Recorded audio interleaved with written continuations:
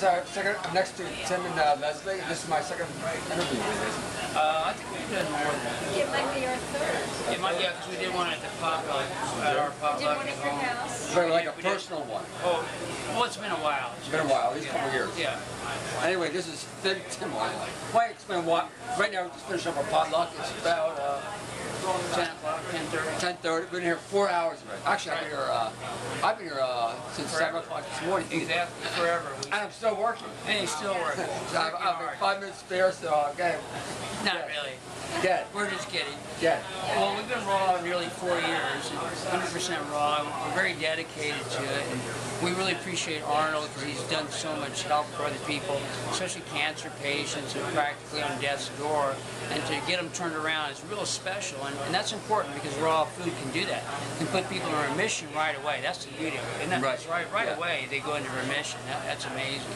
So this whole idea of cancer is really a myth when you get a proper diet. I mean, the proper diet is what life is really about.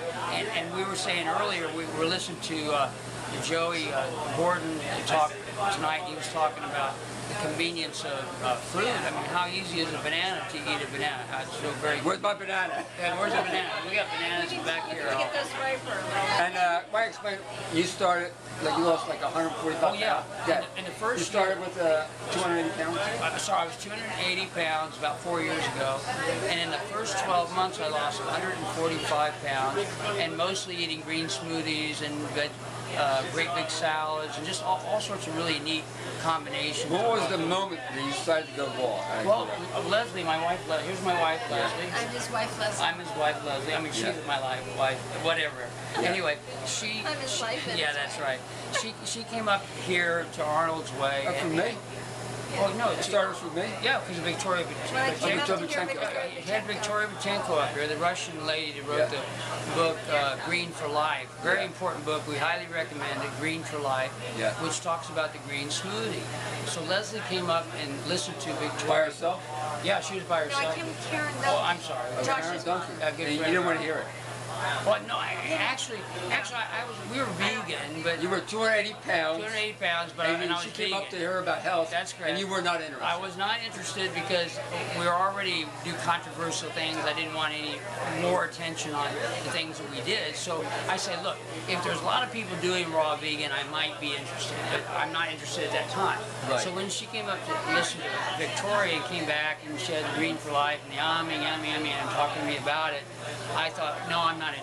Just leave me alone about it. So she left me alone, but she started doing green smoothies. Herself? Herself. And she make it for you? And she would give it to me, and I would drink it because it's great. I mean, what's so bad about collard greens and kale and bananas? It's wonderful. Good drink, excellent drink. Okay, so I started drinking this. At the same time, I wouldn't go 100% raw, but I was still heavy. I wasn't losing any weight. Right. Are we running out of time? No. Oh, okay. So we got 44 minutes left. So the deal is, I'm listening to her occasionally about it. She's coming up here and buying things. So this is a funny story. The demarcation took place one night about 2 o'clock in the morning. I'm swelling up like the joke is if you've all seen the Willy Wonka movie years ago, they had the blueberry girl was swelling up. It was like I had airs jerking. I'm just swelling up. God only knows why. Probably MSG, monosodium glutamate. Right. Just swelling me up. I jumped out of bed and said, "That's it, Leslie. I'm going to go raw. I can't stand anymore." At 2 o'clock in the morning. Yeah, 2 o'clock in the morning. The next day I went on raw, and from there on I started losing all this weight. It was tremendous. Just so fantastic. And you were doing any exercise? Or just... Well, yeah, we were doing exercise. We were walking at that time. 280 pounds, you're walking like this? Yeah, there you go. Walking slow. And then what's the saying about walking? Well, what's Joey saying? It's not exercise. Oh, it's not exercise. Walking's great, but it's not exercise. It really isn't exercise because we weren't walking that fast because I was too heavy. Walking is exercise. Walking is great, but it's not exercise. Yeah, that's right, and he's right about that. I really, that's excellent. I think some of the people that do really fast walking are getting it. Fast walking is good. We know but fast just walkers, not I at a can't regular keep pace, up. you're not going to get anything. Right, absolutely. So you were walking at the time. Yeah, walking. And then the first year you lost 145 pounds. I lost 145 pounds, but when we started running in 135. Now you were from 280 to 135 in the first year. In 12 months. Right. Wow. Well, no, you were were about 145 and you lost the other 10 pounds. Well, somewhere in there, but that in the ballpark, just for the listening audience, that's in the general ballpark. But anyway, in the first 8 months, we were doing exercise, but we started running in September of 2008, right? 2008, right? September 2008. We started raw in January of 2008. We've been coming up 4 years here, a couple months. Right now. So what happened was we started running in September, just doing a light jog and doing a few laps, and we started increasing to a mile and then 2 miles, and now Leslie did her first half marathon like 2 weeks Labor Day ago. weekend. Yeah. So what's interesting, when we were first running, and I remember the first day I did 3 miles. I went and laid down on the sofa, and I was just wigged out. And now 5 miles is like nothing. Yeah, just nothing. I feel like I've done nothing when I did 5 miles. Today I ran 9. You're both 100% raw. Yeah. That's right. And what's your typical day look like? What do you eat for breakfast? Green smoothie. Green smoothie every day. I usually make the I green used to make it, but he makes better green I'm the expert smoothies. smoothie guy. But I can't make, she makes the salads like out of this world. You know, I can't do the salad like So you make the smoothies for breakfast for your wife? That's right. And then she makes the salad for you? That's right. And I make a lot of raw potatoes. We shred raw potatoes with avocado. Yeah, those are great things that we make. I make a sunflower seed pate. Yeah, which is actually I don't really do nuts anymore. It's very seldom that I do nuts. Right. So we have the sunflower seed pate, you know, soak them, germinate them, and There's a lot of really neat things. that's really a nice That's your lunch. base. Right. And we dehydrate. I don't eat it all the time. He eats it more than I do. We dehydrate bread too. We make flaxseed bread. We make And your bread. dinner? Salads, usually salad, and I'll take nori wraps, and I'll just take the salad and put it in the nori wrap, and it's great. And how many and when you run 25 miles a day, how many calories do you need a day? Not 25 miles a day. About 10 miles. 10 miles. How many calories do you need a day? I don't really count calories per se. But you eat a lot of food? But oh no, I eat it constantly. I don't have any type of circadian or daily routine. I eat at night. I eat anytime I want. And because I run so much, I burns it off. It does burn it off. Now, when and I drink a lot of we drink a lot of water too. We're big on hydration. Even though everybody says it's better not to eat at night, I'm up late and I usually get hungry at night, so I try to keep that to fruit or banana whips or something like that. Banana whips are After about 4 or 5 o'clock, it's just fruit. Right. Oh yeah, we forgot about the bananas. We eat about 20 bananas both a day. You eat 20 bananas each a I day? don't. Well, you do about 10 because we do 4 in the morning in the drink. Because I put 8 bananas. I put 8 bananas in the extended. 8 bananas. I eat probably 6 or 7 bananas a day.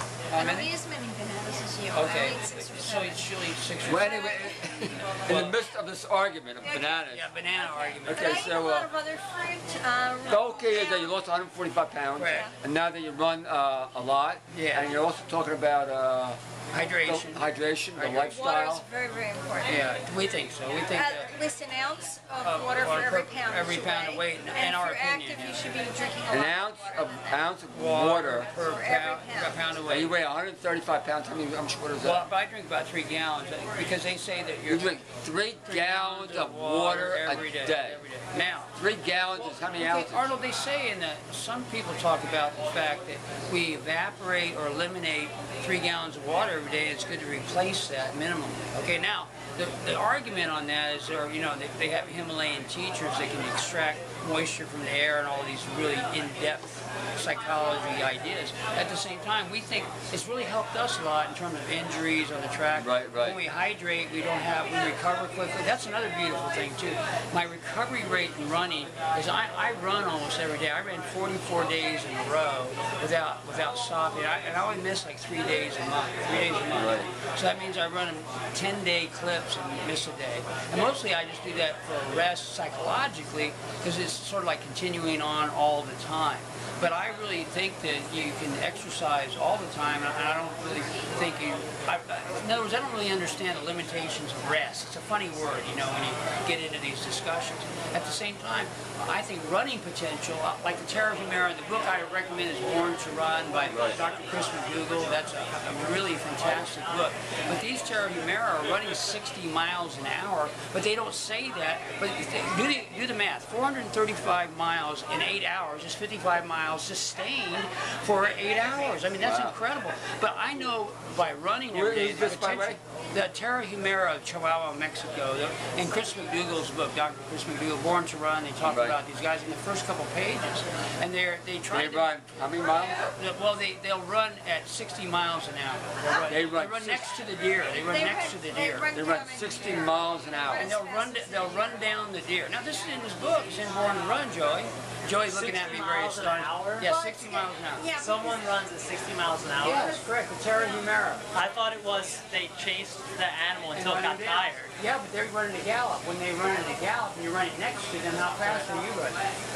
I don't know. Well, that's what I mean. Well, they prove that they run 435 miles in 8 hours, and that's 55 miles an hour sustained for 8 hours. Humans? Yeah, human No. beings. Oh, well, read the book. Read the book. They've seen I did read Born to Run? Yeah, Born to Run. I read the book. I don't remember that part of that. Well, but it's in there. Anyway, Yeah, this is keep going. Leslie and Tim and Joey Arnold and Joey If that's Gordon. true, you just blew my mind. Oh, yeah, well, reread the book. I will reread the book. You I can will. get it online on YouTube. It's right there.